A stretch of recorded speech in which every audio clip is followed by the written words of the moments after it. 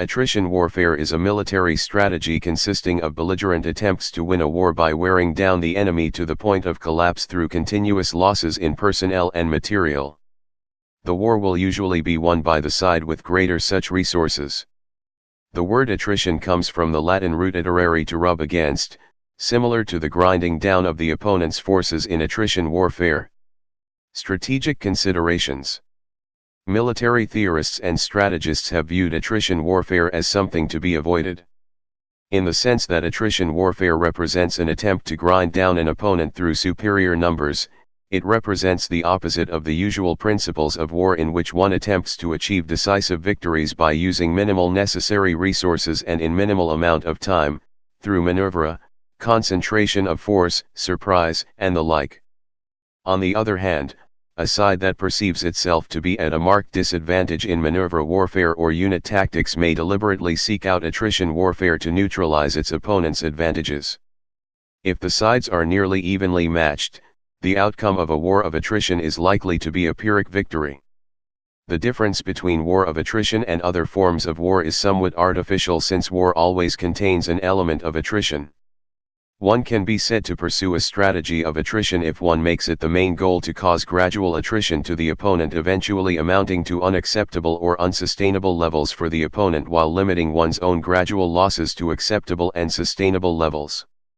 That should be seen as opposed to other main goals, such as the conquest of some resource or territory, or an attempt to cause the enemy great losses in a single stroke, such as by encirclement and capture.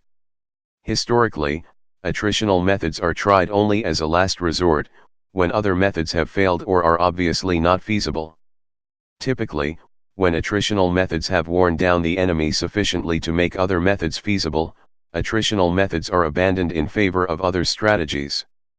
In World War I, improvements in firepower but not communications and mobility forced military commanders to rely on attrition, with terrible casualties. Attritional methods are in themselves usually sufficient to cause a nation to give up a non-vital ambition, but other methods are generally necessary to achieve unconditional surrender. History. It is often argued that the best-known example of attrition warfare was on the Western Front during World War I. Both military forces found themselves in static defensive positions in trenches running from Switzerland to the English Channel.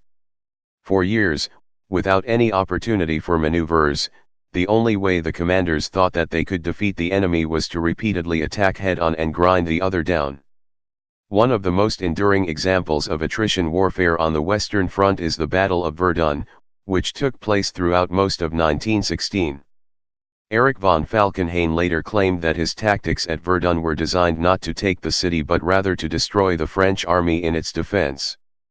Falkenhayn is described as wanting to bleed France white, and thus the attrition tactics were employed in the battle. Attritional warfare in World War I has been shown by historians such as Hugh Strachan to have been used as a post hoc ergo propter hoc excuse for failed offensives. Contemporary sources disagree with Strachan's view on this. While the Christmas Memorandum is a post-war invention, the strategy of bleeding France white was the original strategy for the battle.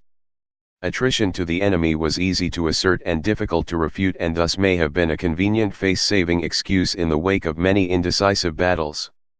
It is, in many cases, hard to see the logic of warfare by attrition because of the obvious uncertainty of the level of damage to the enemy and of the damage that the attacking force may sustain to its own limited and expensive resources while trying to achieve that damage.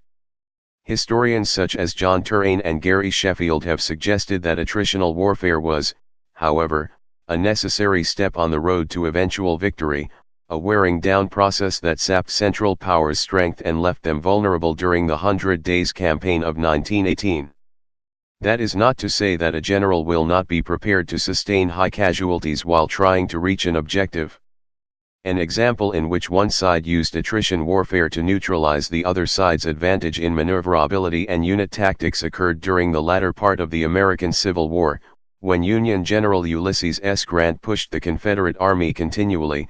In spite of losses, he correctly predicted that the Union's supplies and manpower would overwhelm the Confederacy even if the casualty ratio was unfavorable. Other examples: the delaying tactics of Quintus Fabius Maximus Verrucosus, surnamed Cunctator, the delayer, against Hannibal Barca during the Second Punic War. Battle of Actium of 31 BC during the Roman Civil Wars. The Hungarian resistance against the Mongols 1241–1242. The Dai Viet Kingdom, now known as Vietnam, 3 repulsions of Kublai Khan, the grandson of Genghis Khan and the last Khan of the Mongol Empire, in 1258, 1285 and 1288. The American strategy during the American Revolutionary War. The latter portion of the American Civil War, notably the Siege of Vicksburg, the Overland Campaign and the Siege of Petersburg. The French invasion of Russia by Napoleon Bonaparte in 1812. The Spanish Civil War, 1936–1939. Tonnage War in the Atlantic and Pacific during World War II. The air battle for Great Britain in World War II after the bombing of London. Static battles in World War II, including Soviet urban defense during the Battle of Stalingrad. Battles of Rzhev, 1942–1943. The final 2 years of the Korean War. The Vietnam War, body count. The Long War during the Provisional Ira's armed campaign against the British Army during the Troubles.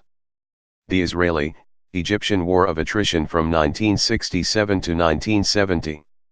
The Soviet War in Afghanistan. The later phases of the Iran-Iraq War. The War in Afghanistan, 2001 to 2014. The Sri Lankan Civil War after 2005. The 2011 Libyan Civil War is arguably an example of attrition warfare. The Syrian Civil War, 2011, present, in particular the Battle of Aleppo. Please subscribe and thanks for watching.